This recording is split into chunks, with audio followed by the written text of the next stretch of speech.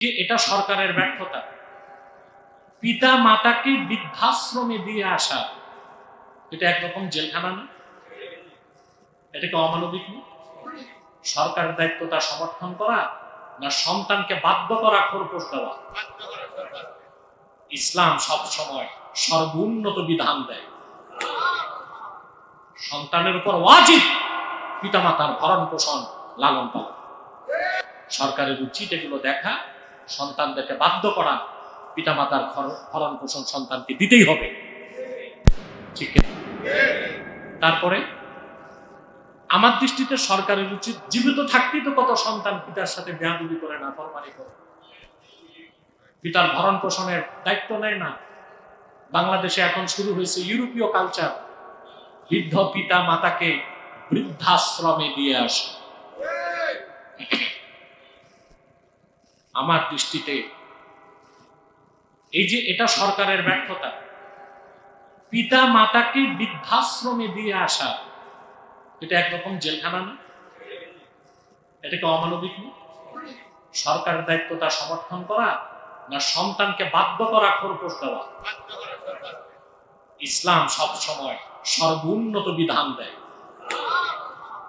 সন্তানের উপর ওয়াজিব পিতামাতার ভরণ পোষণ লালন পালন। আমরা কি করি? শরীয়ত আইন মানি না, ইসলামী আদর্শ মানি না, পশ্চিমাদের আদর্শ নিয়েছি। গাজীপুরে আছে বিরাট এক বৃদ্ধাশ্রম, ওখানে গেলে দেখবেন এমনও লোক আছে যে সাবেক সচিব, সন্তানরা ভরণ পোষণ দেয় না। যে লোকটা 32 বছর ঘুষ খাইলো, টাকার পাহাড় জমাইলো, সন্তান বউ বাচ্চার জন্য ফ্ল্যাট কিনলো, বাড়ি কিনলো, গাড়ি কিনলো, সব করলো, ওই লোকটার জায়গা হয়েছে কবরে যাওয়ার আগে কই? সরকারের উচিত এগুলো দেখা, সন্তানদেরকে বাধ্য করা, পিতামাতার ভরণ পোষণ সন্তানকে দিতেই হবে। ঠিক আছে? তারপরে আমার দৃষ্টিতে সরকারের উচিত কম করা কি, এটার অর্থ বুঝেন? বউ আশ্রম। অনেক পিতা আছে বউ মারা গেছে, কিন্তু বুড়া তেমন পাকনা বুড়া না, মোটামুটি আছে, সন্তানরা বিয়ে করতে দেয় না। তো সারা জীবন চোখের পানিতে বুড়ার বুক ভাসে, আহারে বিয়ে করতে পারতাম। সরকারের উচিত এইরকম বুড়াদেরকে বিয়ে করায়া ফ্রি, তাদেরকে বৃদ্ধাশ্রমে বউ দিয়া ভরণ পোষণ করে। কি বলেন আপনি? একে বৃদ্ধাশ্রম চাই না বউ আশ্রম চাই? জানি না এটা কোন রাজনৈতিক দল করবে কিনা, করা উচিত। তাহলে আমরা খরচ করব দিনের পথে, দিন রাতদের জন্য। সুবহান। অবশ্য আল্লাহ সবচেয়ে খুশি হন ক্ষুধার্তকে খাবার দিলে, আল্লাহ সবচেয়ে খুশি হন। মনে রাখবেন, শুধু থালাবাটি নিয়ে যারা ভিক্ষা করে তারাই অভাবী না। সবচেয়ে বড় বিপদে সেই সব অভাবী যারা মধ্যবিত্ত, নিম্নবিত্ত, ভিক্ষাবৃত্তি করে না, না খেয়ে ক্ষুধার কান্না মুখ চেপে বন্ধ রাখে, প্রতিবেশীর কাছে হাত পাততে পারে না। আমাদের উচিত আমরাই প্রতিবেশীদের নজর দিব, খেয়াল করব, যথাসম্ভব তাদেরকে খাদ্য সামগ্রী পৌঁছে দিব। পারবো না ইনশাআল্লাহ? 5 নাম্বার হচ্ছে ওয়াল মুস্তাগফিরিনা বিল আসহার। সুবহানাল্লাহ। সাহার, ওয়াক্তুস সাহার, ওই সময় যখন আপনারা সাহরি করেন, কি করেন? সুবহে সাদেকের আগের মুহূর্ত, রাত অর্ধেক চলে যাবার পর সুবহে সাদেকের আগ পর্যন্ত রাতের ওই সময়টা কি? সাহার। তখন মানুষ কি করে? সাহরি করে। আর রোজা না রাখলে নামাজ পড়ে, রোজা না রাখলে নামাজ পড়ে।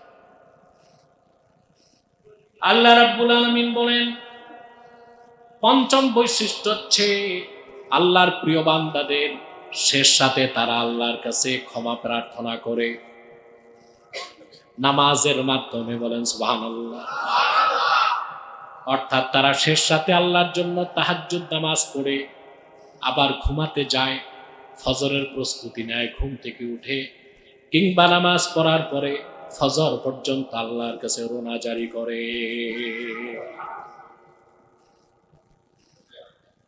পরীক্ষামূলক করে দেখবেন, আমি বলে যাই, শেষ রাতে উঠে ওযু গোসল করে 2-4 রাকাত নামাজ পড়বেন, দরুদ সালাম করবেন, আল্লাহর কাছে কান্নাকাটি করবেন, কোরআন তেলাওয়াত করবেন।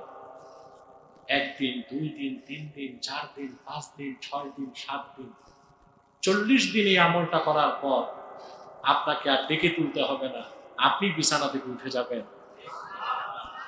শেষ রাতে আল্লাহর ইবাদতে এত অপার্থিব আনন্দ, মজা, লুৎফ আল্লাহ রেখে দিচ্ছেন।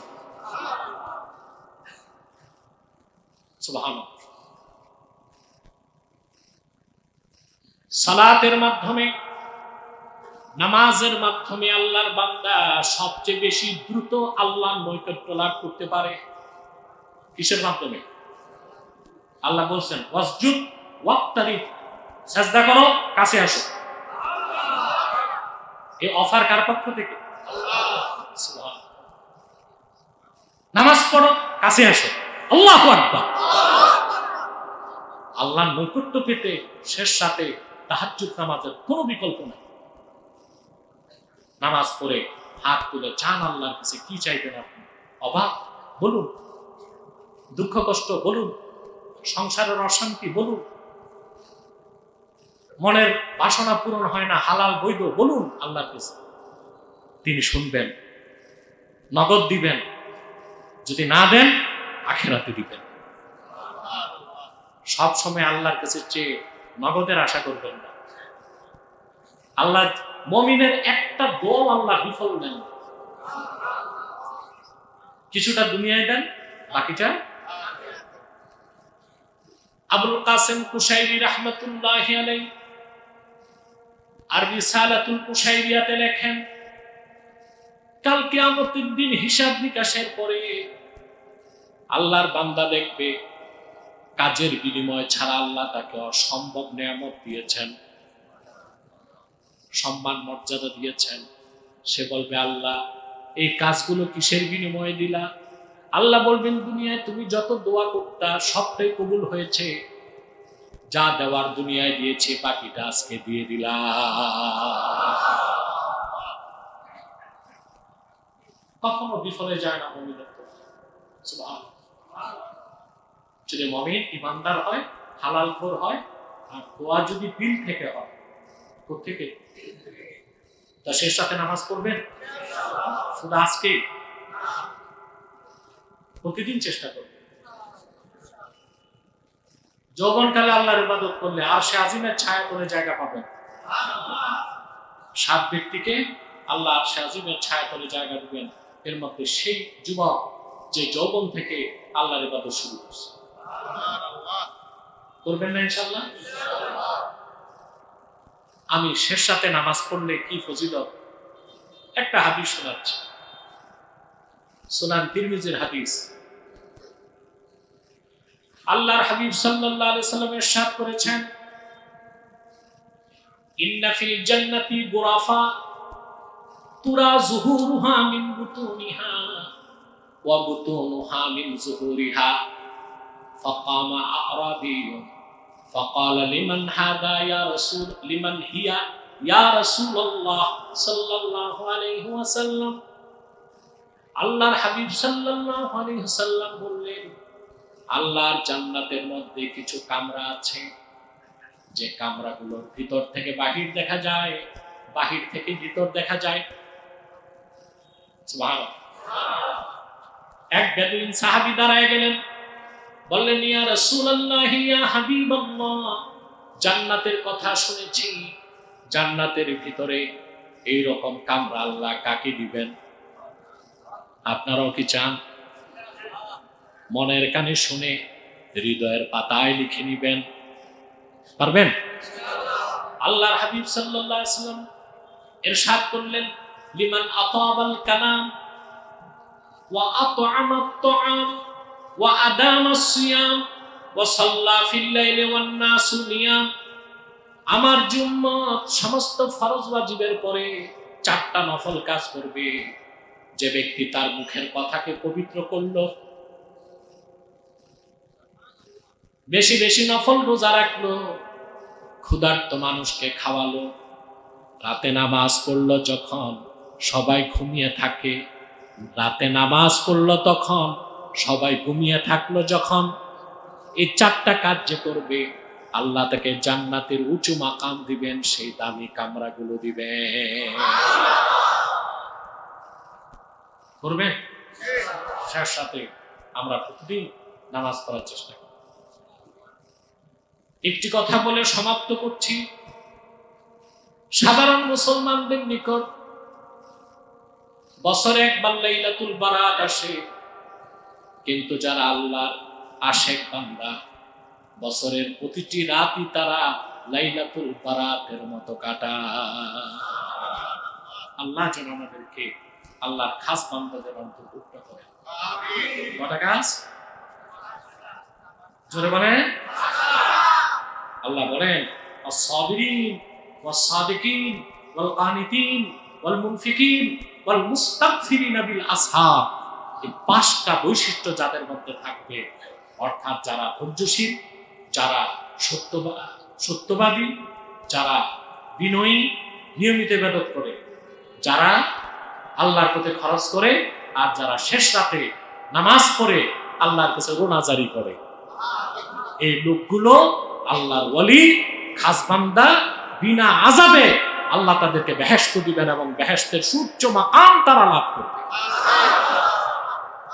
আল্লাহ আমাদেরকে কবুল করুন। এখানে আর দীর্ঘ করলাম না, যেটা আমাদের আরেকটা কর্মসূচি আছে, ঠিক না ভাই? আমরা সালাত সালাম করে মুনাজাত করে পাঠানটুলি কবরস্থান সংলগ্ন ঈদগাহ মাঠে চলে যাবো ইনশাআল্লাহ। সেখানে আরো আলেমরা আছে, তারা কিছু কিছু বলবেন। সমাপনী বক্তব্যে আমি আমার বক্তব্য